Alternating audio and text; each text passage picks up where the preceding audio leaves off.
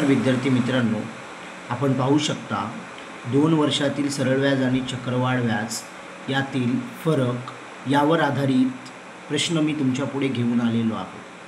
जर आपल्याला 2 वर्षातील फरक यावरती प्रश्न विचारला असेल तर मी डायरेक्ट एक तुम्हाला सूत्र सांगतो.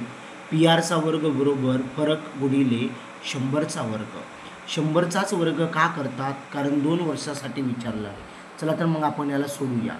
आपल्याला रक्कम शोधायचं आहे. काय शोधायचं आहे? रक्कम. आणि रक्कम म्हणजे काय शोधायचं आहे आपल्याला? मुद्दल शोधायचं आहे. तर P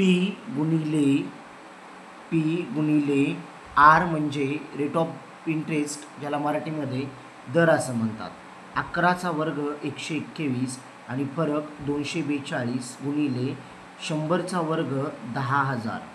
121 × 121, 121 दोन्ही 242 आणि 10,000ची दुप्पट 20,000.